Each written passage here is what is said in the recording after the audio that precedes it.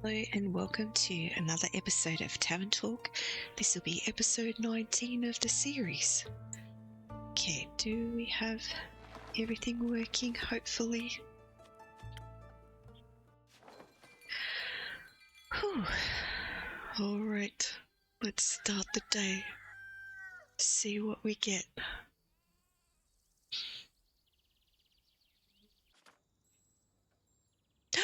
They're back!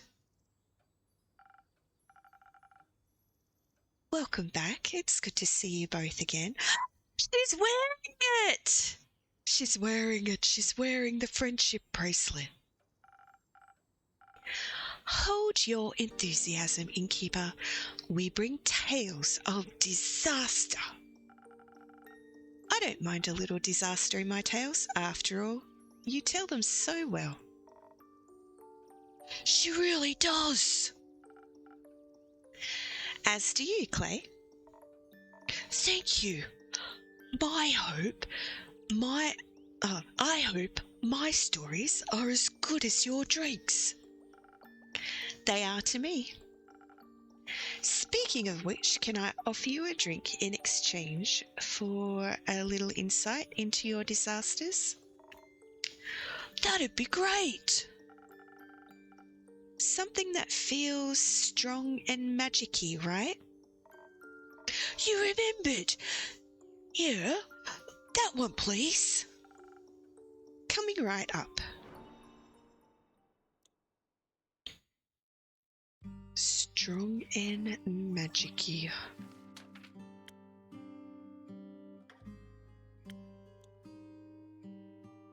Cursed coffee. I don't think it would do. Cursed coffee. We do Sailor's Courage. Let's do that one. Okie dokie. Pop that in there. A little bit of this.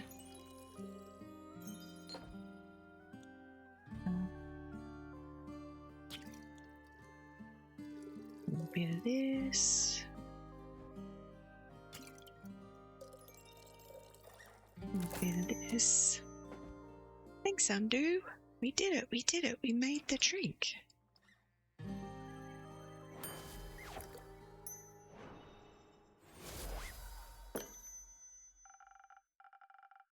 Something tasty and strong, but hopefully not disastrous. Very tasty, very strong. You've really got the best drinks around. Happy to hear that, Clay. Tia, you're bursting at the seams. How were the archives? Fun! Were they? Mayhaps. The bleak stalkers were bleak? Cute. Cute? Very! Jade told us where to find the entrance to the archives. But when we got there, we found it surrounded by bleak stalkers. They were quite numerous and so shaped.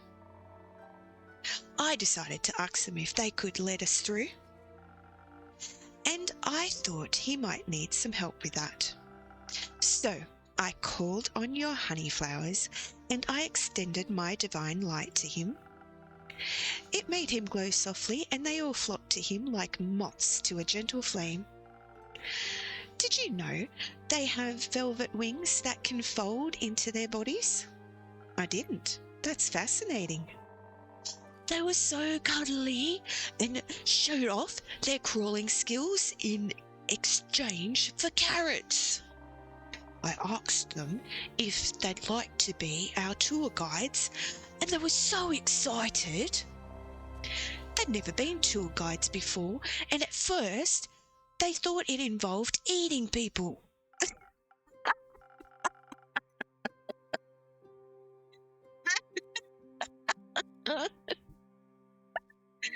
I might have acted a bit standoffish when trying to correct their misconception. Clay was able to convey the message much better. He's very good at explaining things, but not that great at understanding things. I think he really understands people. I do think he understands people, though. Why would you say that? Okay, we're going to go with this one. And that helps him meet them where they at. I try to. Everyone has their own way of understanding things. I think that's beautiful.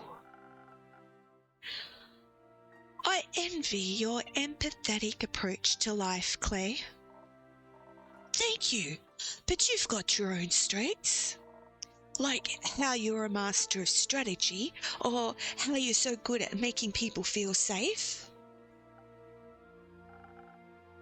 I suppose we make a great team. The best, I might say. We made a great team with the Bleak Stalkers too. They led us right inside the archives, which were huge. Large parts of the Everbloom had collapsed, but even the explorable sections were unbelievably spacious.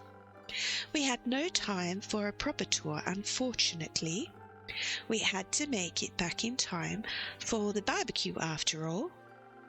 That meant we had to be efficient during our search. Though we did take a break to admire the artist halls the creatures excitedly led us to. We found abandoned pottery equipment that distracted us a little too much. Using more time than perhaps appropriate, we moulded tiny versions of the little critters as a gift to them. They loved them! Afterwards, we split up to cover more ground. Each of us was guided by a group of Bleak Stalkers. A dangerous choice. That's when the monsters get you. That's what Clay said. So I enchanted the friendship bracelets. That way, they would always sense in which direction the other person was located, so neither of us would get lost. It was so smart. It was very useful. I see you kept yours on. I did. They really helped with navigating around the archives too. It's a beautiful place, you know. I mean, everything's overgrown with vines or withered and full of termites, but we could still tell how much care had gone into building it. Some of the tree branches still had leaves on them, and I saw a couple of stubborn lotus daisies trying to break through around the rocks. I taught the Bleak Stalkers how to water them. They loved drinking out of the watering can, but they also enjoyed sharing their water with the lotus daisies.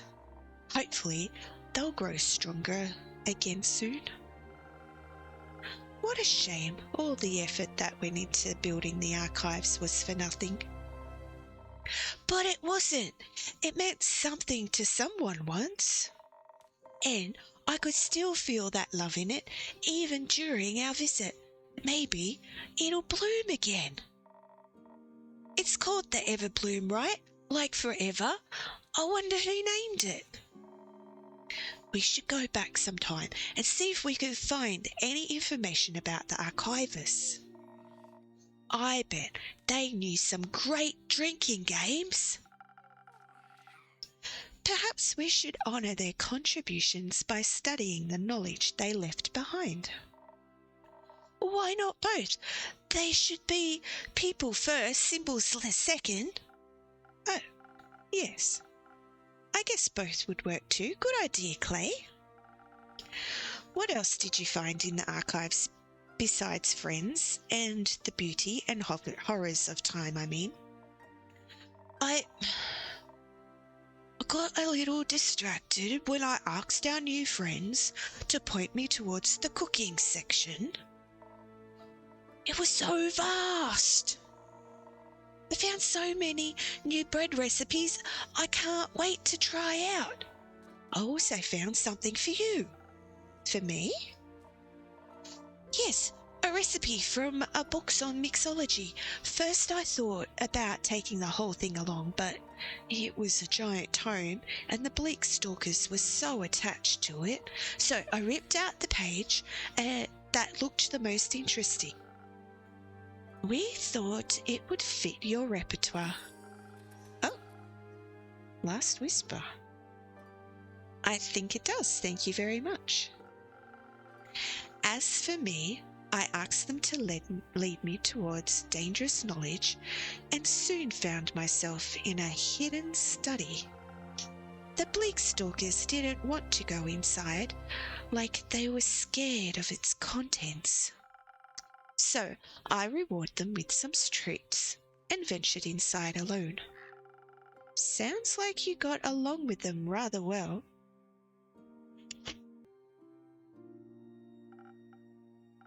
I grew quite attached. Perhaps I would even call them my favourite animals. That means we solved your favourite animal quest! We did. They almost made me want to stay and waste more time. Isn't that strange? Not in the slightest. Time well spent is time never wasted. Perhaps you're right. Anyhow, the study. It was a complete mess, full of scriptures, scrolls, and written ramblings that would be forbidden these days. A little exciting. And worrying, the papers I was able to translate spoke of apocalypse, of the end of it all. There was research on the roots of the aether tree and how to unbind them, written with shaking hands in faded ink. Was this more the scholarly or mad scientist type of research? Hard to tell. The lines tend to blur with blasphemy. Did you know a lot about the aether tree? Because Tia gave me a whole presentation about it. I wouldn't mind a refresher. It's a giant tree. A good start. A world tree. That means our world rests on it, in it, around it. Somewhere? In it mostly. Depends on who you ask. The dragons guard the tree because they created it, maybe, but definitely because they care for us. And since we live in it, it should keep existing as it does now, because no one wants their house to crumble. A lot of people would get hurt if something happened to everyone's home. That's true, but luckily for us, damaging the aether tree isn't possible. It's larger than we could ever imagine.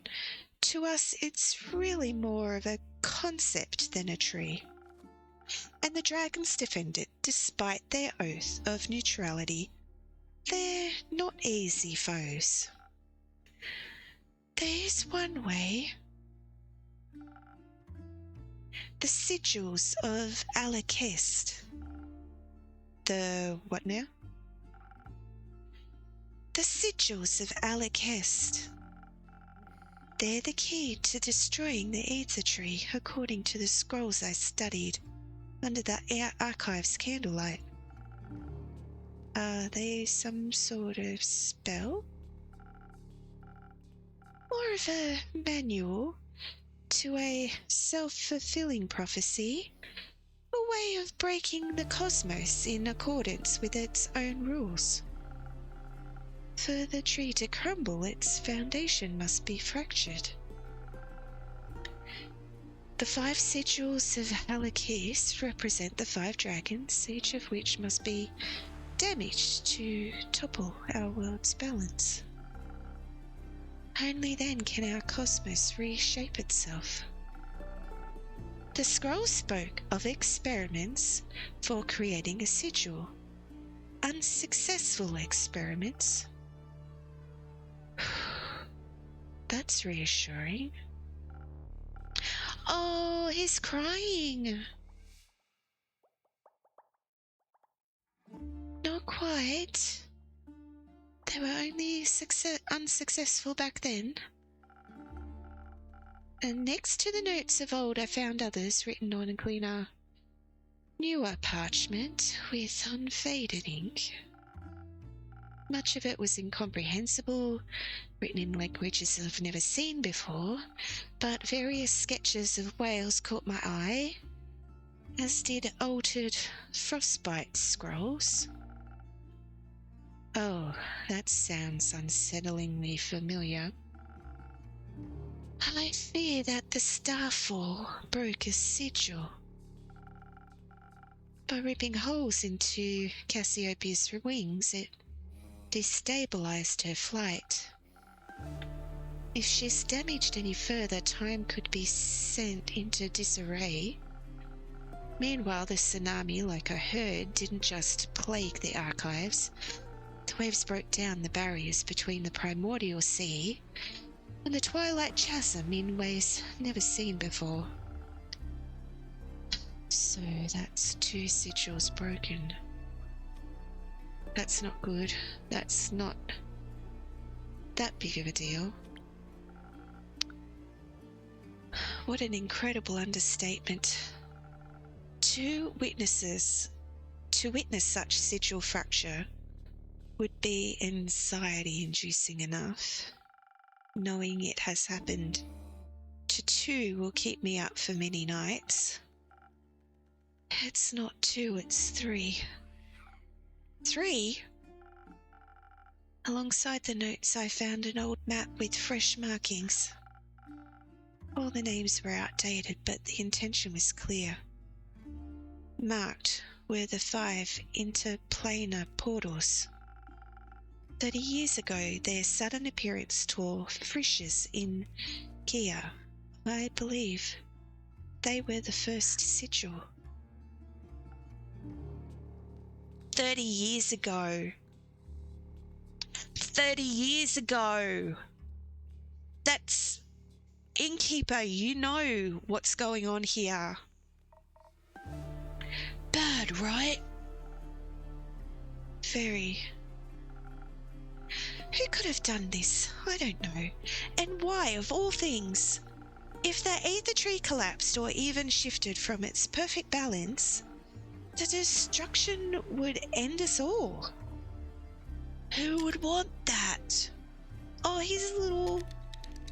It's shaking! Stop! No one thinking rationally, that's for sure.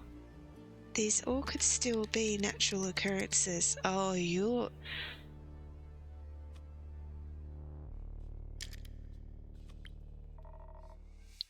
They might have a good reason for it. Maybe we can talk them out of it. I doubt it. Me too. Whoever it may be that's causing this, they only have 2 sigils left. Would be quite bad, right? Don't they say that waking the Elder Dragon will start the apocalypse? They do. I feel like there's too many ways to start the apocalypse. Maybe they're all connected. And waking Yor would break the last sigil. Although, I'd like to think breaking all the sigils is indeed impossible. Because it's impossible to reach Tout in the spirit realm, correct? It's not exactly impossible. One can make it to the spirit dragon via the astral sea at the dawn of the dying moon. That's in 5 days, right? Yes, but worry not. To reach such a specific location within the astral realm, very specific rituals are necessary. And Gaia's portal to Cassiopeia is indispensable. Said portal is located and safely protected by the Aperture, a stronghold of the Order of Starlight. And its rituals must be performed with outstanding accuracy to withstand the treacherous astral currents. Only the highest ranking members of the Order are privy to this knowledge. And I guarantee you all of us would rather die than aid in the destruction of this world. If the rest of them are half as stubborn as you are, I think we're well protected. Exactly. That's good then. The rest is worse. What's bad is that we don't know who's behind this, or why. By the dragons and the endless horizon, anyone would desire something so vile. I can already sense your next quest. But can I offer you a drink first? Your throat must be dry from all that exposition. I wouldn't say no to a drink. Perhaps something that will keep my mind intact and defended from lunacy. I feel like I'm going mad. Say no more. Oh my goshness, what's going on? I want us to go through a number of overly... Why is this a quest? Why is that a quest? Stop it. Oh, Claymore. And Melly. Okay. Defense. Let's go with the steel tonic, shall we? Holy moly. Oh, that one is a negative.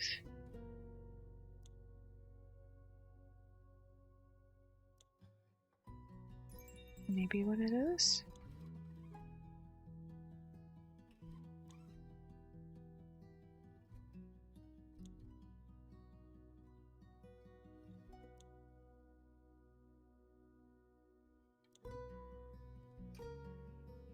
Okay, so 3 to here. Okay. 1 to there.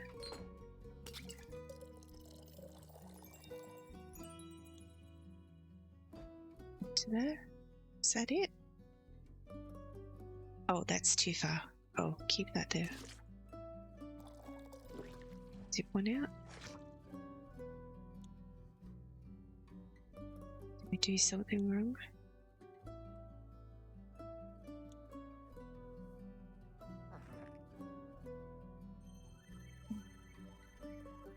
What did we do wrong?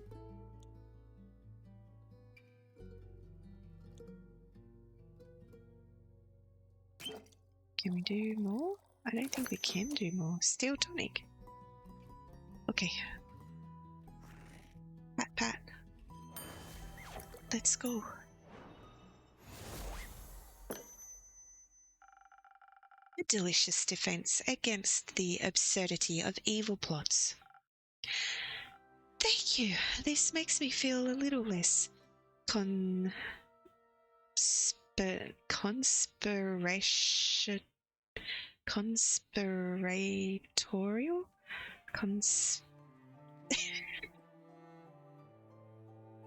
I don't know what that word is. I needed a breather. Me too. You know what else would make for a great breather? Fable's barbecue?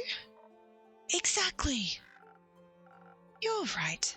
That would be quite pleasant right now. I hate to be the bearer of bad news, but I don't think the barbecue is happening today.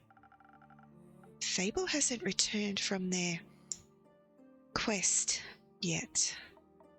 Oh? What quest are they on?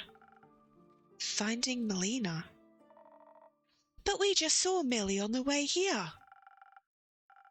Perhaps they found another quest while out. Heroism can be infectious like that. Innkeep, what kind of drink did you mix them? none. Uh-oh. Maybe we should look for them. Maybe so. Please do.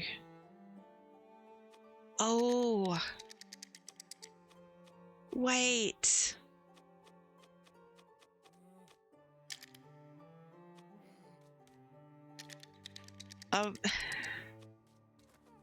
I want to say please do.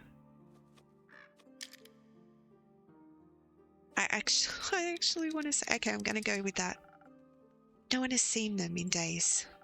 And the last thing I said to them, I'd hate for those words to stay the last. Please help me find them.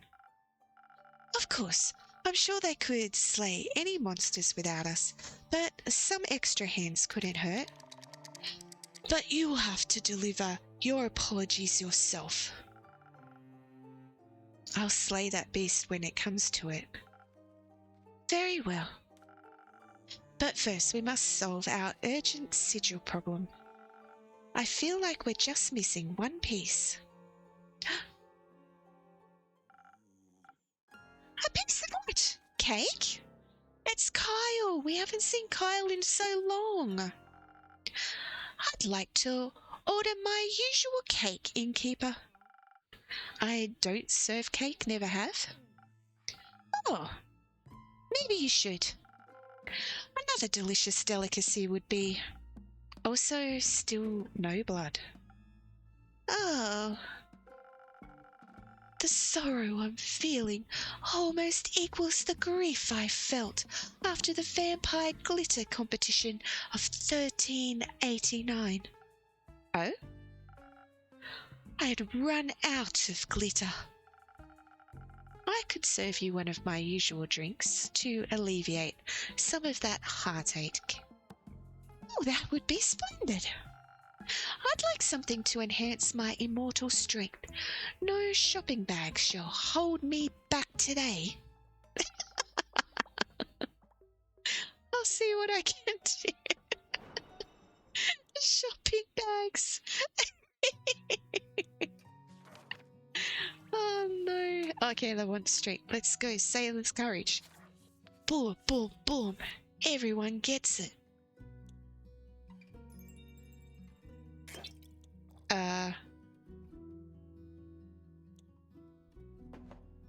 Yeah, a little bit of you.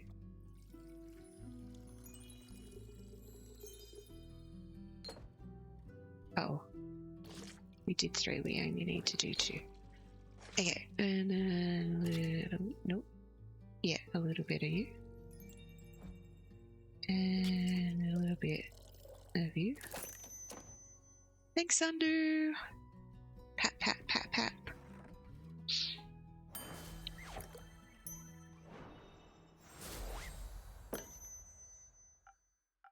Here, with all the strength of a raging fire. Thank you, dear innkeeper.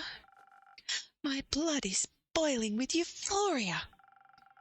Any particular reason for your shopping trip? A very particular one, dear innkeeper. It is a matter of life and death. I must head out to purchase this wondrous substance known as comfort food immediately.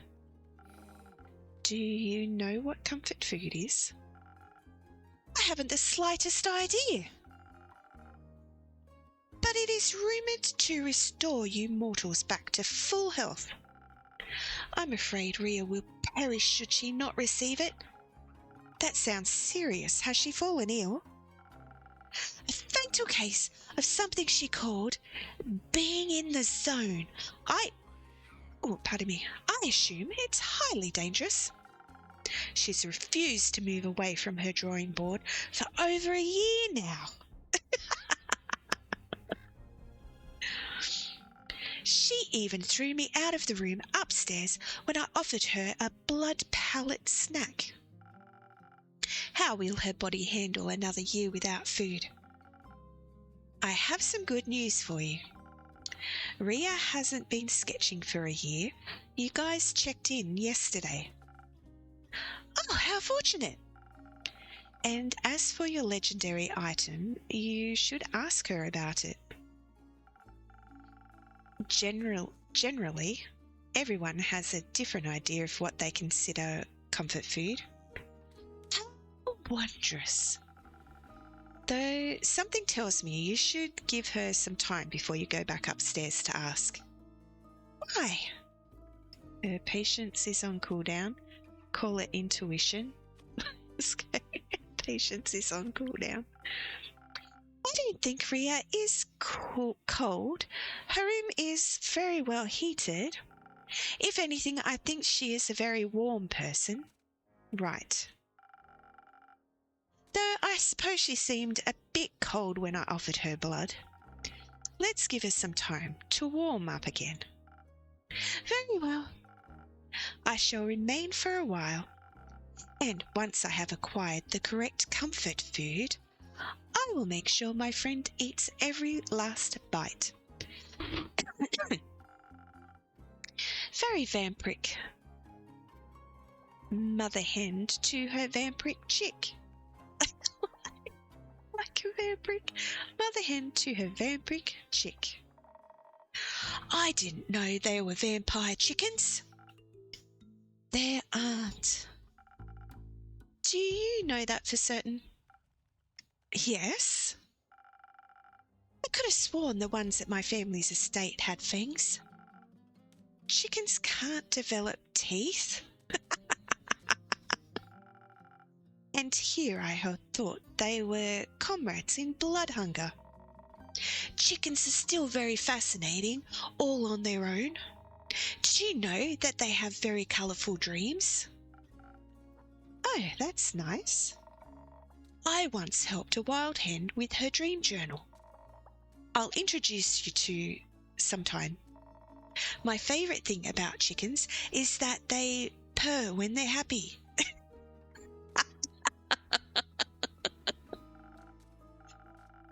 Charming creatures. The more I learn, they remind me of vampires. So simple, sweet and ferocious, yet their origin harbours one of the greatest mysteries of life. What came first, the chicken or the egg? The egg. The egg? The chicken? I'm just going to say the egg.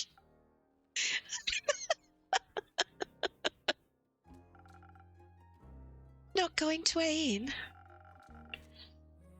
I am intellectually withdrawing myself from this conversation. But unlike this unsolved mystery, I do know how vampires were created. Would you mind elaborating? Weren't you intellectually withdrawing?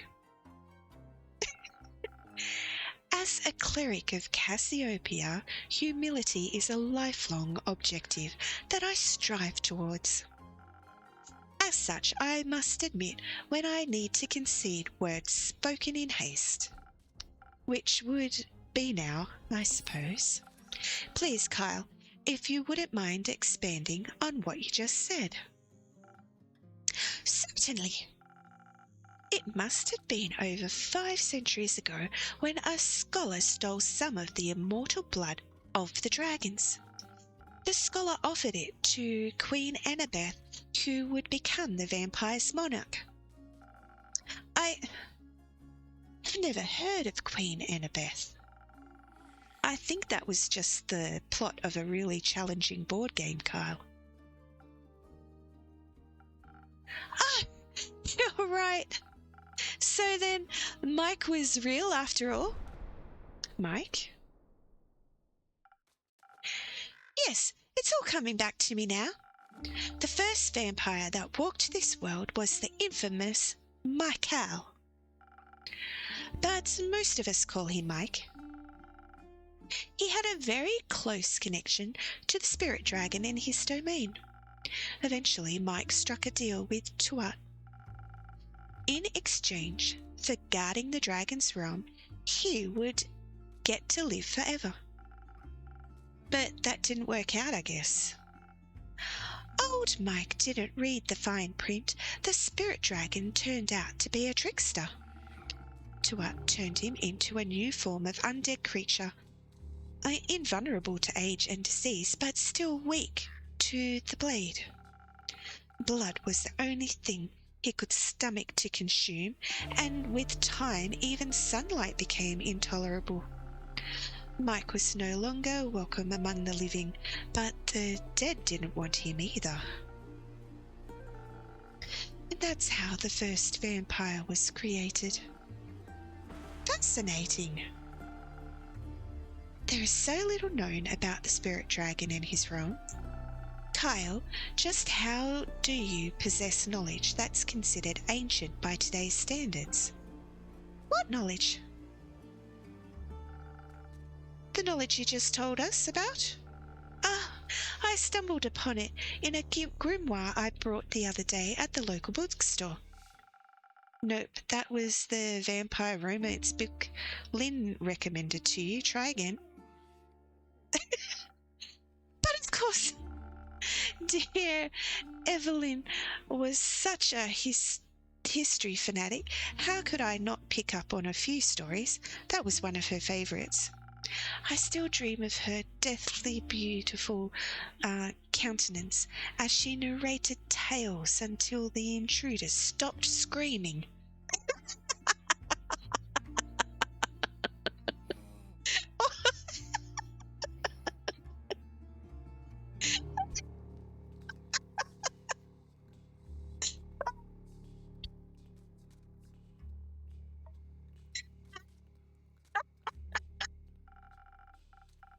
She always told the story of our progenitor, Mike, so softly. She would cradle a vial of his blood, and her tone would turn so reverent. A secret to share just with me, she would say. Uh-oh. I didn't mean to break the last oath between us. Well, I'm sure we can help you keep this a secret, right? A secret between friends. If secrecy is how we can repay you for sharing this with us, then so be it. Since you seem to have been very close to her, I wanted to let you know we travelled past Morrow Castle on our way back. It looked awfully damaged. The destruction looked so fresh. If only we had passed by earlier. Clay even spotted a heavily armoured silhouette a short distance away from what remained of the castle walls. We hurried over as quickly as possible, but the shadow was gone. By the time we got there... Uh-oh. As it was, only rubble remained. Was my dear Evelyn unharmed? We don't know. The castle looked abandoned, like a ruin. Oh, Evelyn, what horrid fiend would have inflicted such damage? She must have fought back fiercely. May her opponents suffer twice the damage they inflicted upon her. What I wouldn't give to know her safe. I think I need to go ask Rhea about her comfort food. Uh-oh. Let's give him some time to come to terms with what he just learned. Oh no.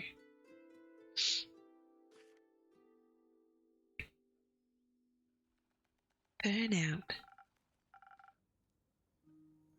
Greetings, brave adventurers. Oh, what's that noise? That's his spine. Indeed. Oh. Are you all right? Worry not, friend. 'Tis but a scratch. So, about my drink order. How about telling me what's going on first? I don't see any scratches.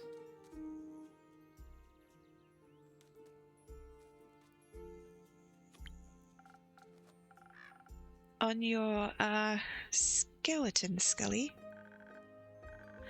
Oh, your drink helped wonderfully. Not a nick in sight on any of my bones.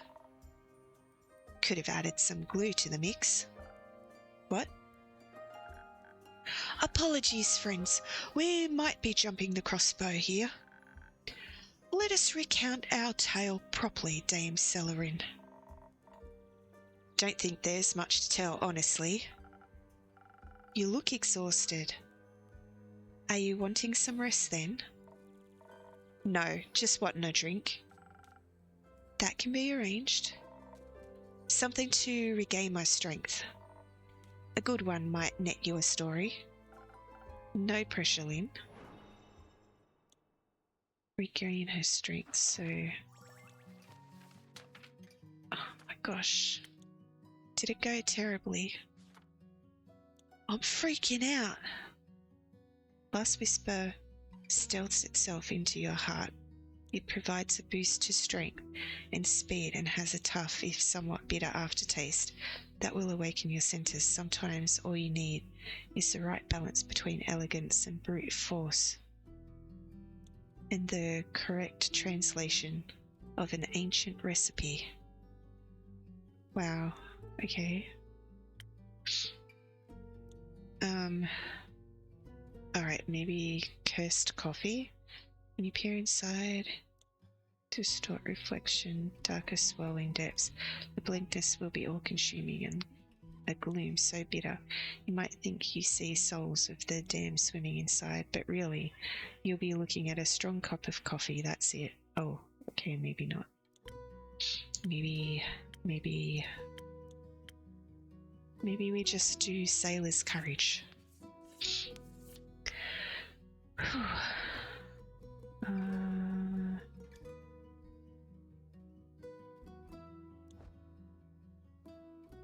Little bit of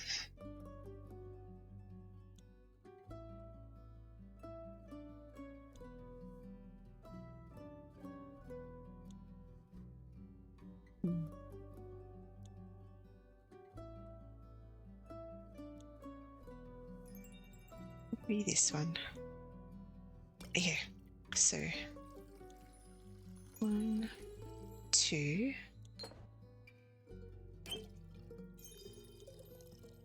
One of you. Oh, wait. We don't have to do one of those.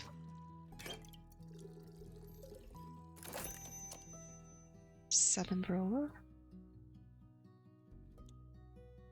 No, we want one of these as well. Sailor's Courage, thank you. Thanks, Undo. That's the one we wanted.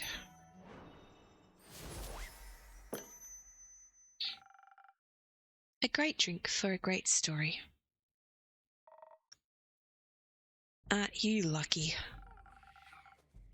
I'd like to think luck has nothing to do with it. Perhaps not. I might have something else to cheer you up. Oh? Melly's back. Oh! Relieved? Like a great sword's been lifted off my shoulders. Is she all right? Yes, though you might prefer to see for yourself. She and Dave left me their address to give to you. Who? Oh, you know them? Oh, right, got it. Only one person would fit such an uninspiring name. They better have apologised to Melly or else. You'll have to find out details for yourself. Just don't keep them waiting for too long.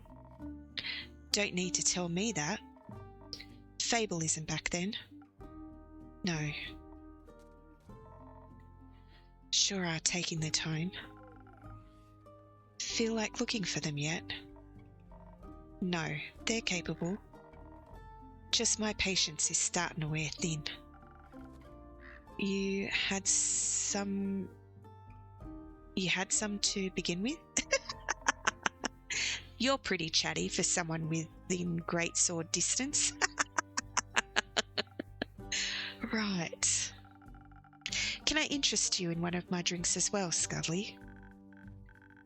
With an offer like that, my friend, how can a skeleton say no? Perhaps something to enhance my aura. I would like to do the proclamation of this tale proper justice. Okay. Enhancing aura. Oh, okay. Wow, we're getting all the lowdown on everybody. Okay. So we want maybe this one.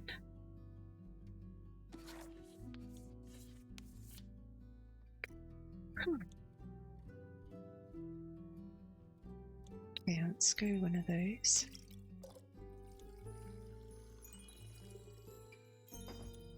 Two of those.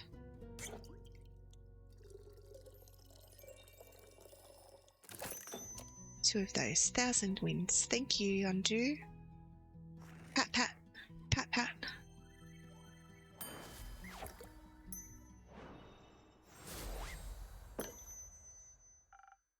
Please enjoy. Oh my. They say, manners maketh man, but this drink alone has invigorated me plenty. I can almost feel the warmth of flesh on my bones again. A pleasure to be of service. You seem awfully eager to talk about this. And you're not? Was it no help in alleviating that accursed boredom? It was eventful, all right, just lacking a sense of accomplishment, I guess. But no use continuing this pity party. Let's start telling the story. I know you're itching for it. Much obliged. We started by making our way westward, though our progress was slow. Any complications? Yes, quite a few. Before embarking on this journey, I was woefully ignorant about the plight of the Phoenician farmers. The less than ideal weather conditions, the flood that ruined a lot of crops, and now this pesky undead problem. I was stricken with empathy for their struggle. The least we could have done was offer up our means of transportation for any soul looking for a better life further north. So, we switched carriages 3 times. By the 3rd time we'd have gotten so far off course, it took us a whole day just to get back on track, on foot. But once our hike was over, we did get to spend a wonderful afternoon with Dame Celerin's cousin, Lady Danica. That was nice, I guess. The cousin with the undead snail problem, yes? Did you manage to liven up that garden for her? Sure did. Just had to set out some cabbage to lead them somewhere. We wouldn't be damaging any crops, and they were vanquished with just one magnificent, blessed strike. Truly a sight to behold. It was just some undead snails, no need to have gotten so excited. To match the excitement, Lady Danica served us some positively delightful cups of tea. Better than any accompanying finger sandwiches were some new facts I had gleaned from observing the snails. Even lacking souls, they still displayed some pack behaviour. They acted nothing like real animals, of course, but somehow I was struck with empathy for their plight.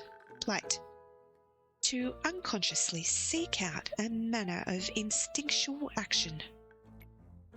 Despite the lack of anything to grant them a conscious objective, is there a more transparent yearning for purpose than that?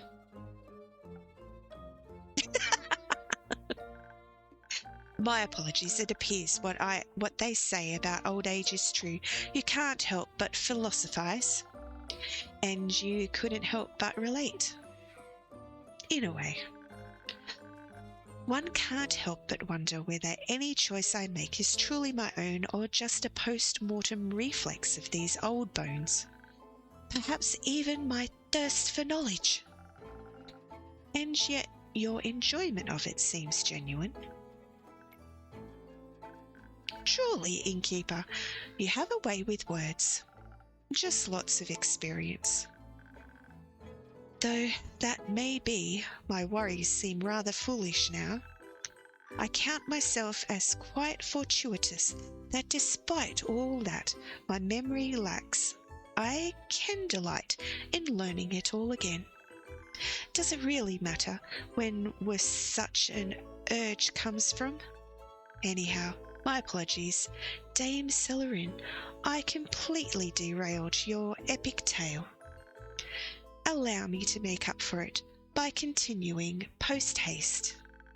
We departed after that lovely cup of tea and finally headed for the Pale Woods. Lady Denica provided us with a cart and a trusty steed, a cow with the most lovely temperament. Her name's, Lysalot?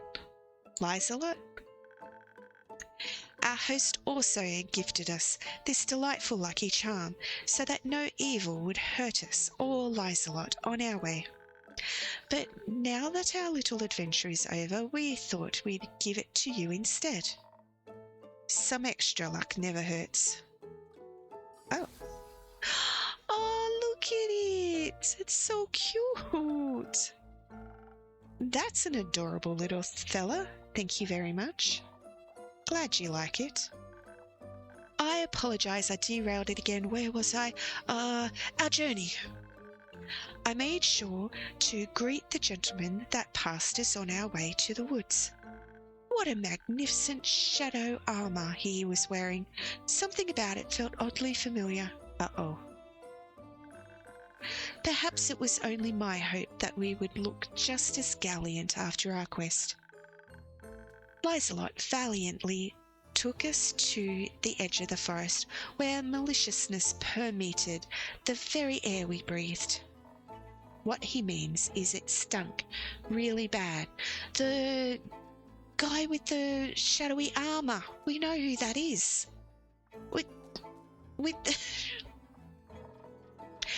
We left Lysalot there. Sparing her the stench seemed like the right thing to do. And forth we ventured. Didn't take a long time to find what we were looking for. The place was crawling with them, which also explained the smell. For some reason, the miasma didn't seem to bother me much. Most respectfully, you don't have a nose. Oh, of course. Anyways, there was a veritable horde before us, an army of undead creatures shambling their way through the forest. One gnawed tree at a time. They were awfully interested in those trees, it's true. At that point, I was ready to start decimating their numbers. And I would have done so if Skelly hadn't held me back just as I was unsheathing my sword. I was keen to observe them for a moment longer. The undead creatures were displaying similar patterns to those snails. They weren't just stumbling around senselessly. They seemed to be following a pack leader. Maybe there was a non-violent solution left at hand after all. I convinced Dame Celerin to hold off on the violence just for a little bit longer. I was still working out the best point from which to attack him. Couldn't hurt to try out Scully's idea first. Except it did hurt. Yeah. Oh no. While Dame Celerin remained hidden in the shadows of the thicket, I walked up to the leader, another skeleton, making sure I displayed an open, respectful disposition.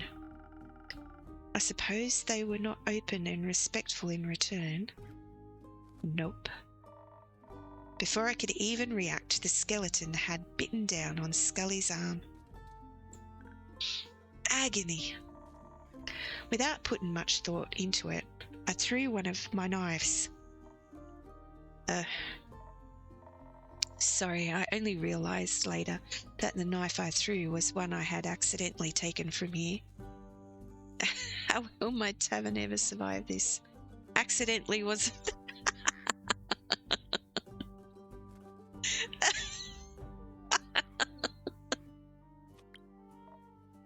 Yeah, a mistake, honest.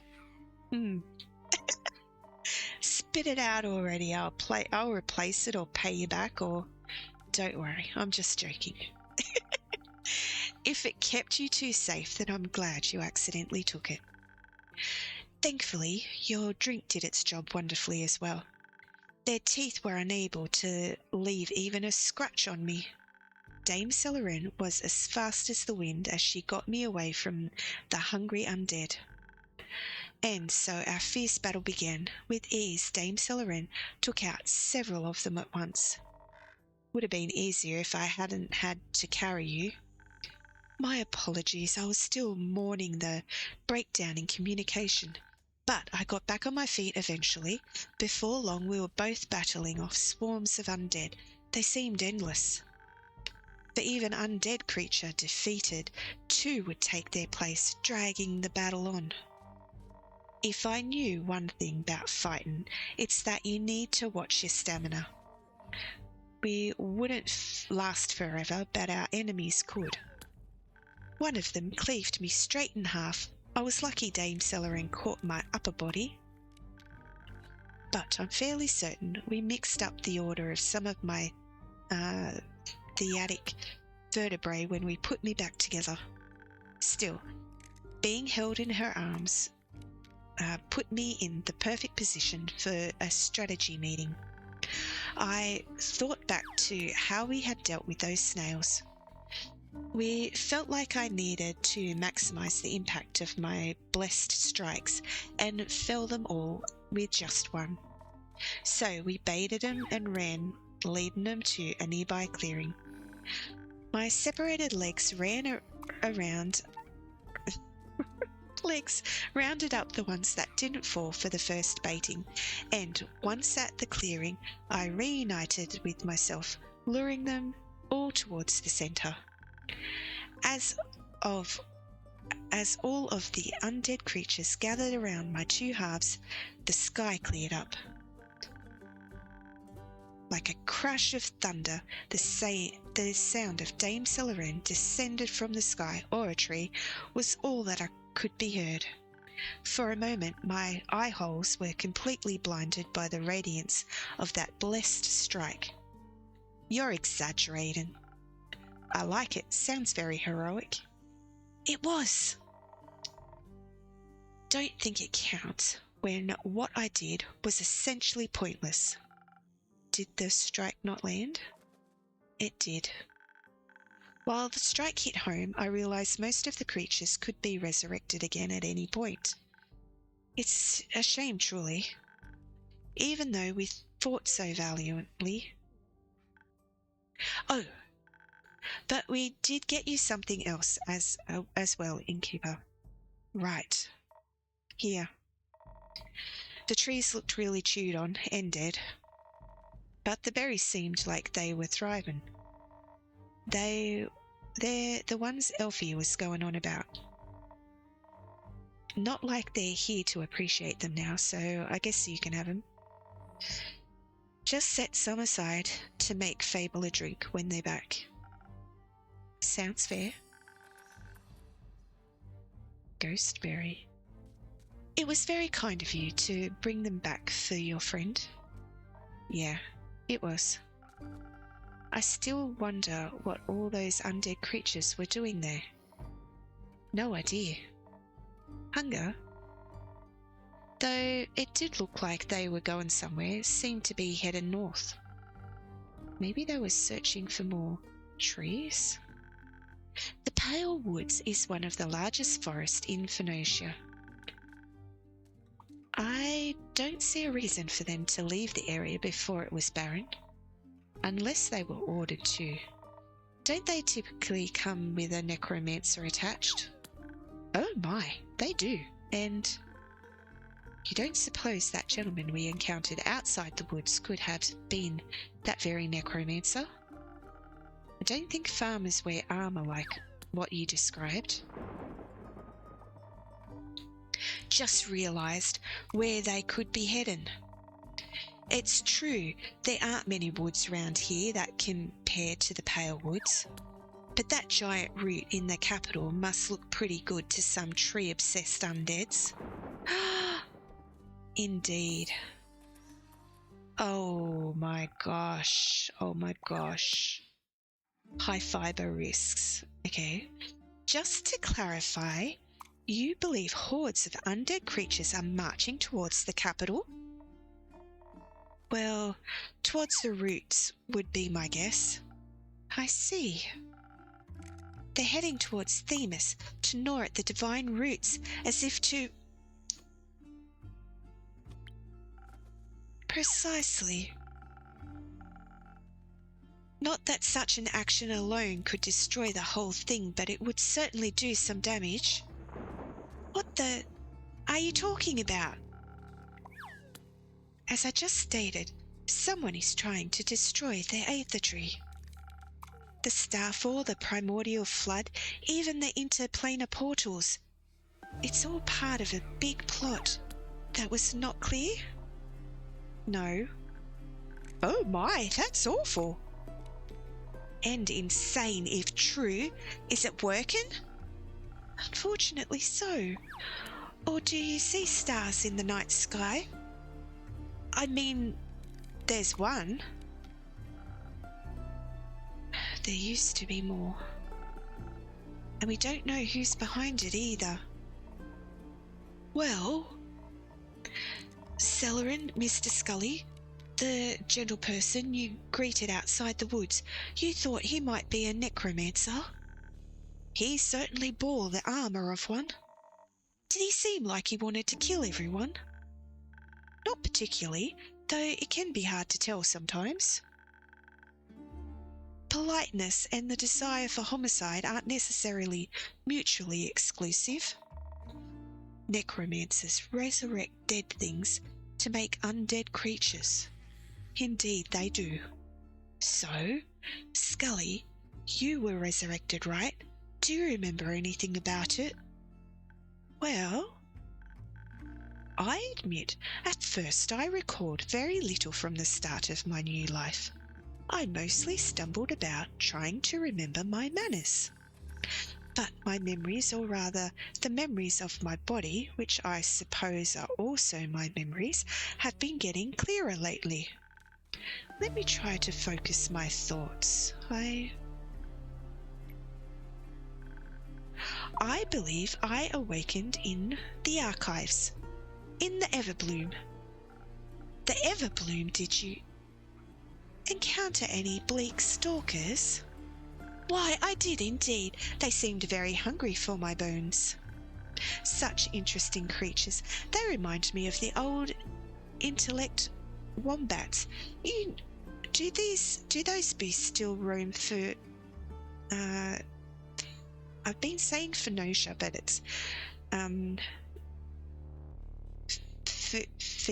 Fizoa? No. What are intellect wombats? Priorities tier. Scully, who woke you up? A gentleman of fine age. I believe he was there to do research. I remember candles held over notes scribbled on paper, ink stains on fingertips. He must have found me near my friend's study. I remember I was looking for her when... After I woke, I simply left. How rude and uninquisitive of me. I should have asked what he was researching. I could have helped. Be glad you did not aid him. We found his notes. They spoke of the destruction of the universe. Did the guy from the woods remind you of the one in the archives? Now that you mention it...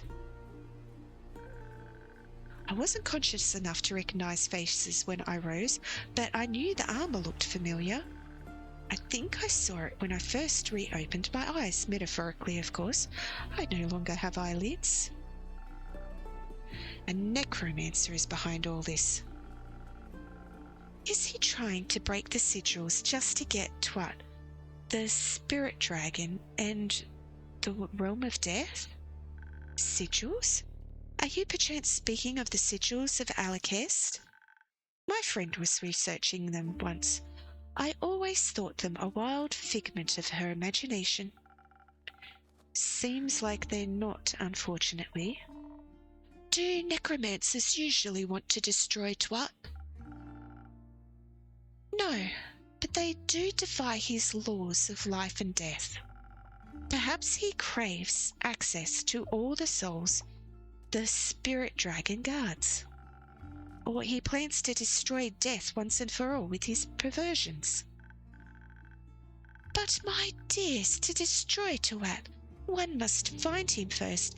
That in itself would be quite the impossible task, no? Not exactly. The spirit realm is well protected, but there are ways to get to him. Can you kill death? I don't know, but merely attempting it sounds disastrous. Miss Anwar, Mr. Moore, Twat is the god of death. No matter how insane the necromancer, no one could possess a weapon powerful enough to fight a god. Only weapons made by dragons can harm them.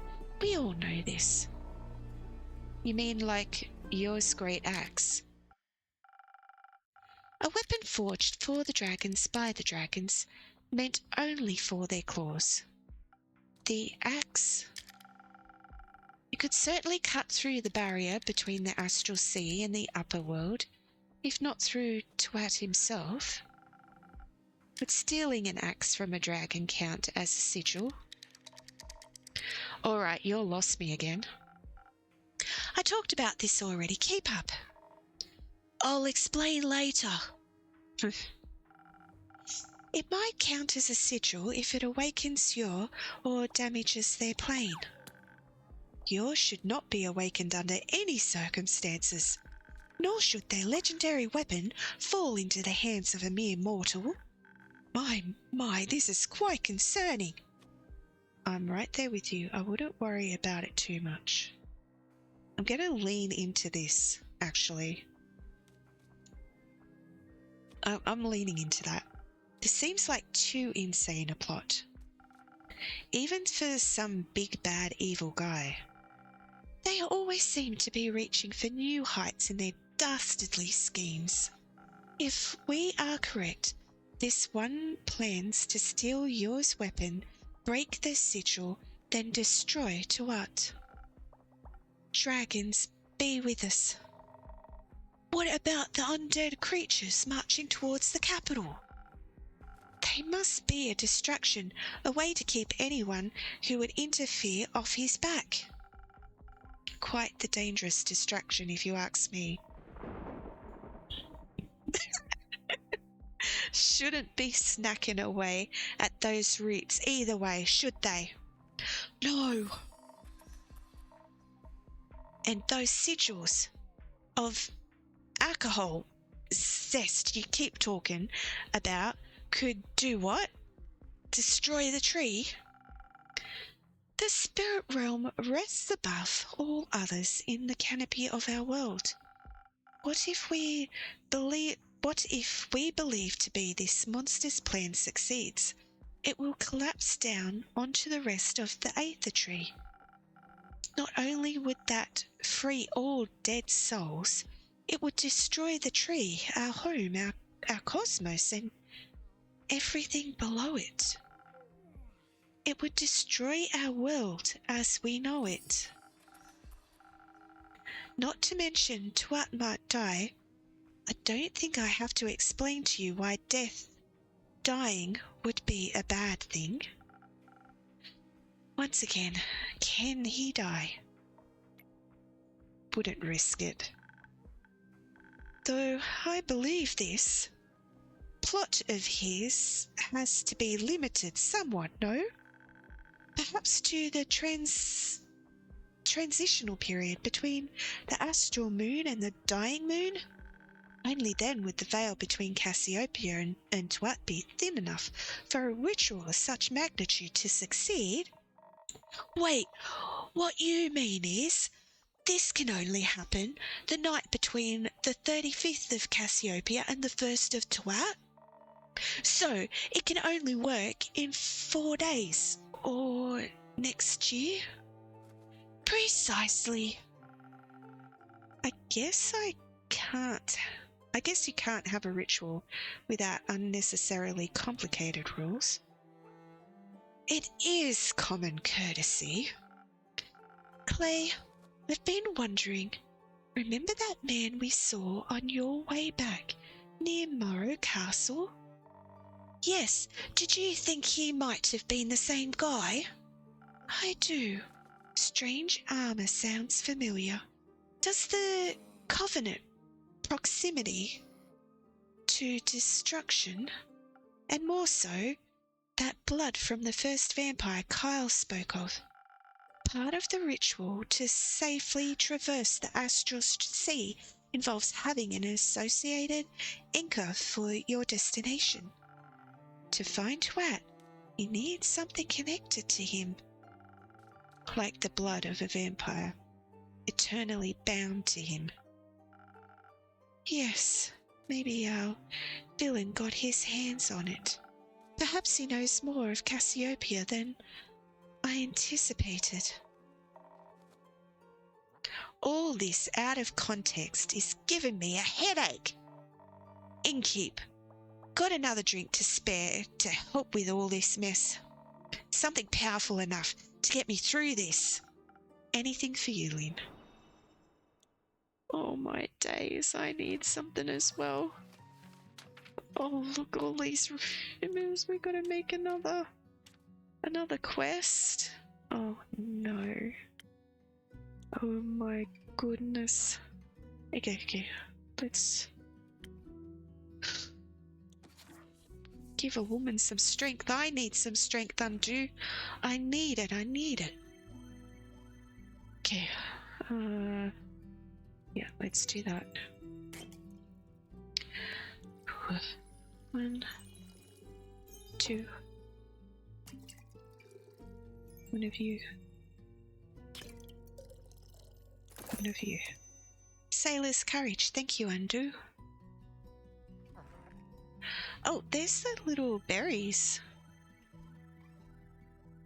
Interesting. Okay. Whew.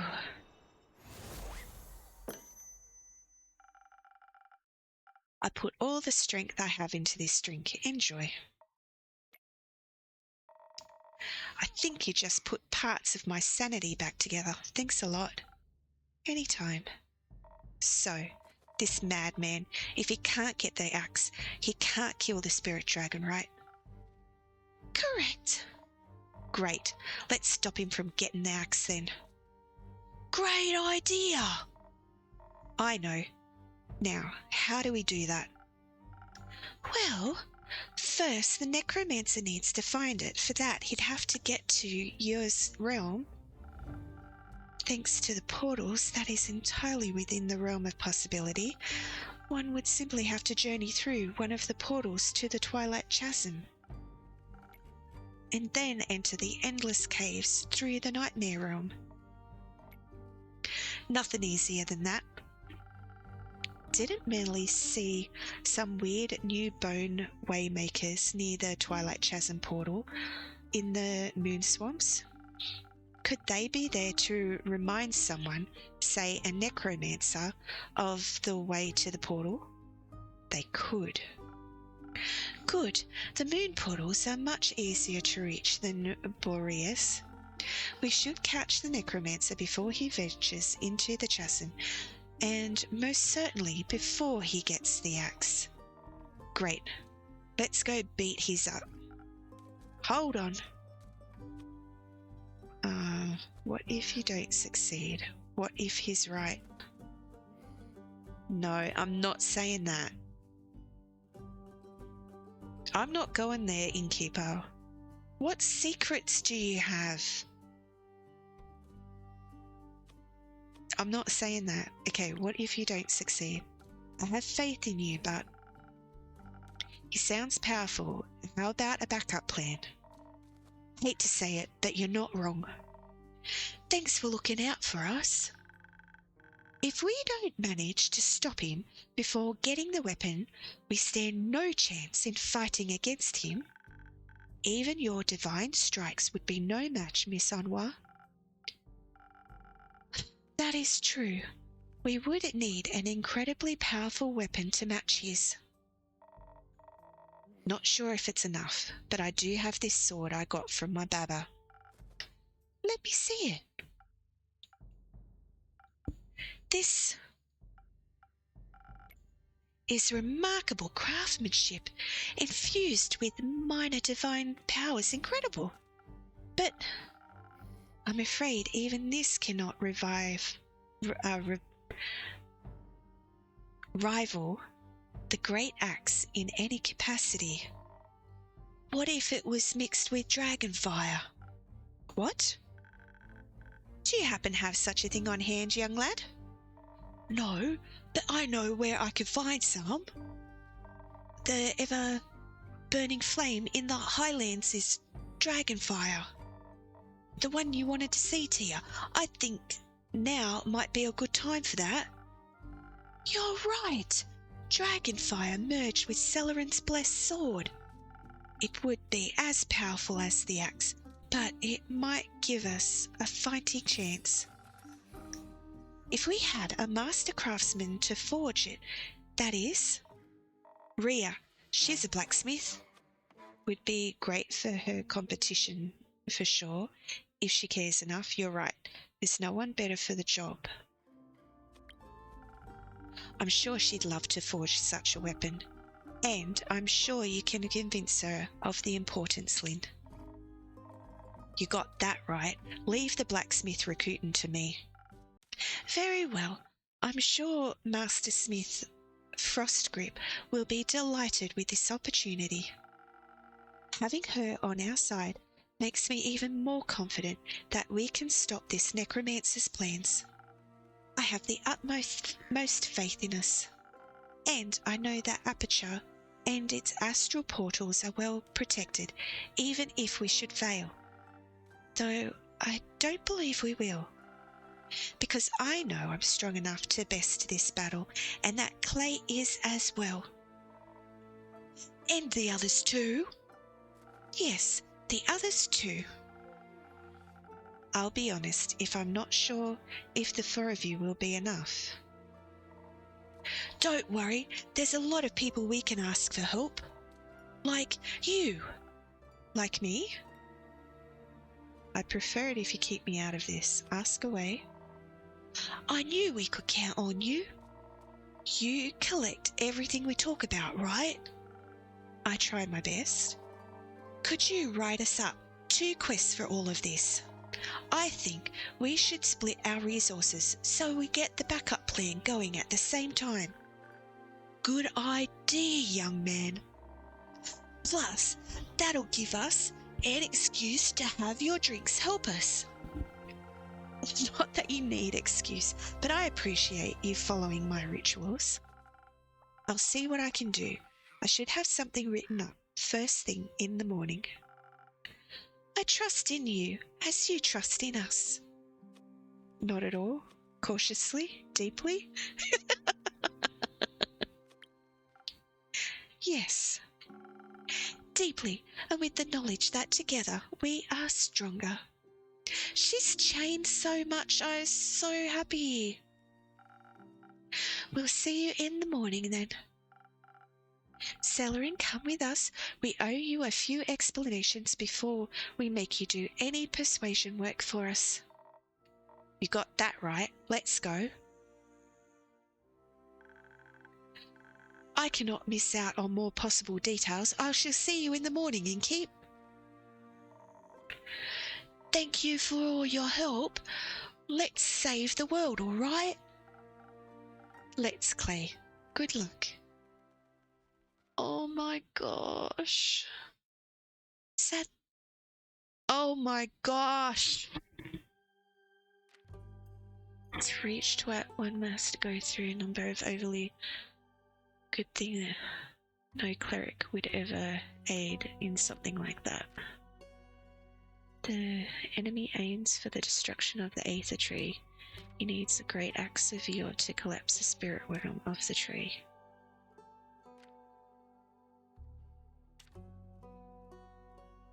Undead marching towards the capital are a mere distraction. That does not make them any less dangerous. Undead can't seem to get enough fibre. Capital is wrapped in roots. Okay, that's the great axe. Wondrous plane of yours access through. Plane can be entered through the portals of our world of gear. And the weapon forged. Okay, so axe.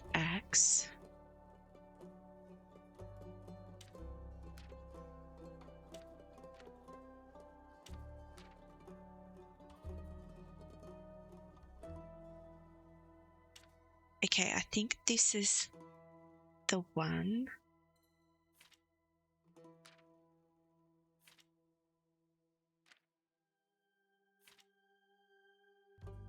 Okay, I think this is the one. The enemy has aims to destroy tree. He needs a great axe of yore to collapse the spirit realm into the rest of the tree. Legend has it the great axe of yore lies hidden somewhere deep inside the subterranean caves. Its unimaginable powerful weapon. Only weapon forged with dragonfire can resist another draconic weapon's power. Hopefully the ever-burning flame lives up to its name. Capital. Undead can't seem to get enough fibre. Say that the first flame Leviathan ever bestowed upon mankind burns still in the highlands. Oh wait. Oh my gosh, no. I'm getting it all wrong. Great sword once belonged to a grandmother.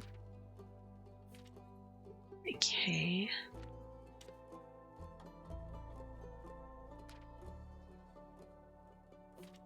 That's the axe one. A gift from the dragons, very impressive. True, only a weapon forged with the can resist the dragon. Hopefully the ever-burning flame lives up to its name. First flame. Has it the great somewhere?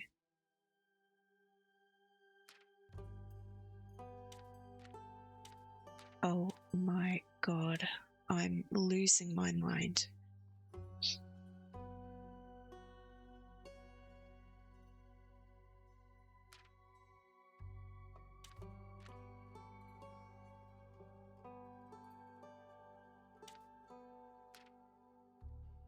Yeah, that's undead.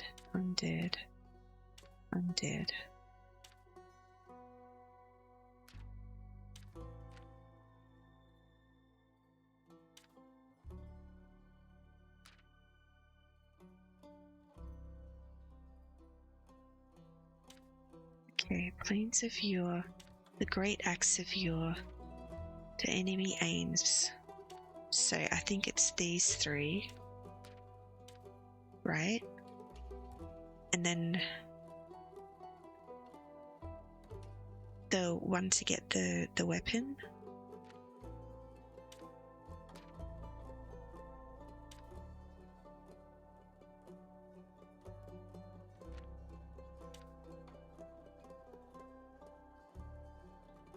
Okay, I think it's this.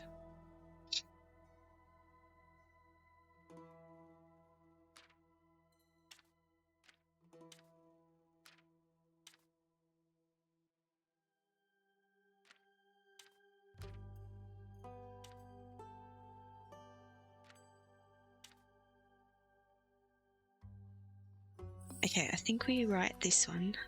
Oh my gosh. And then we write this one.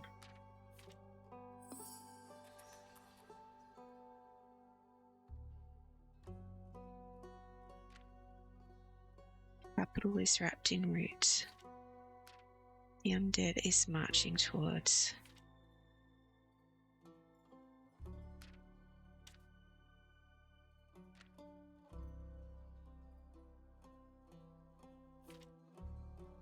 Capital is wrapped in roots. According to the myth, ancient times, these roots are the ancient tree. The undead marching towards the capital are a mere distraction. Unfortunately, that does not make them less dangerous. Those undead can't seem to get enough of the fiber. What better tree to jump on down than... Okay. Reached what? Okay. Oh my gosh.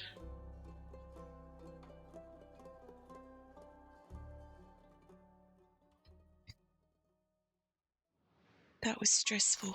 Probably needlessly so. Oh no.